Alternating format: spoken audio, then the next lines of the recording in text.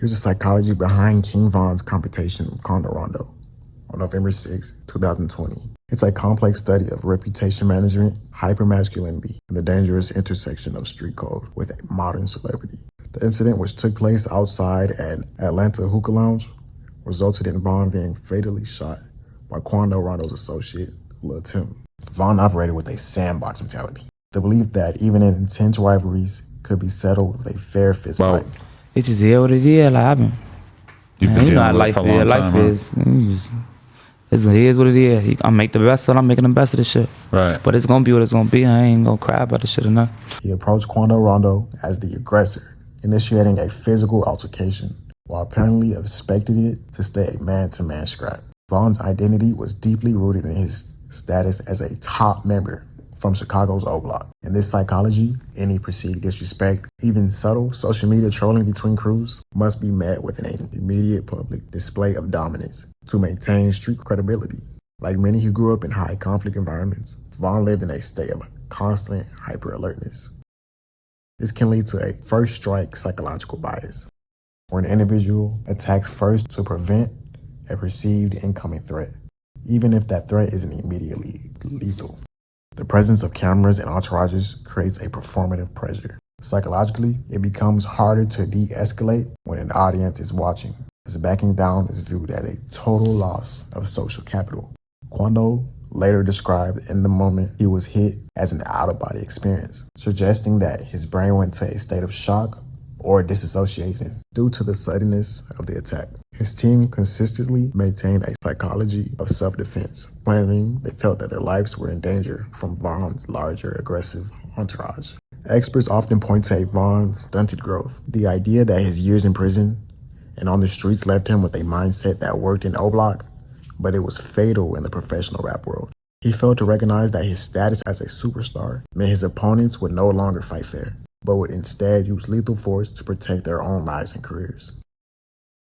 I'm gonna talk about the psychology of Lil Tim. During and after the King Von shooting is defined by a survival instinct, loyalty to his circle, and a subsequent battle with PTSD. Unlike Von, who approached the situation as a physical confrontation, Tim operated from a perspective of high-stakes defense. In his interviews with Vlad TV, Tim explained that his psychology as purely defensive. He viewed King Von's unprovoked physical attack on Quando Rondo as a life-threatening escalation. Psychologically, he didn't see a fight. He saw a close friend being pummeled by a superior force and felt a moral and street-level obligation to intervene with lethal force. Despite the chaos, Tim described staying remarkably composed during the shooting, even as his gun jammed and he was shot twice by an off-duty police officer.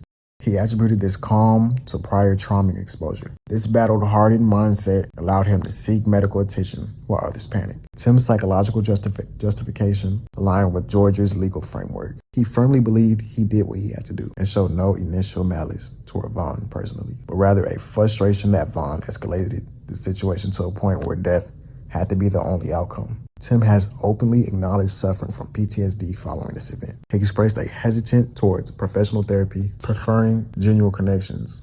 Being shot by pigs resulted in Tim needing a colostomy bag for nearly 2 years.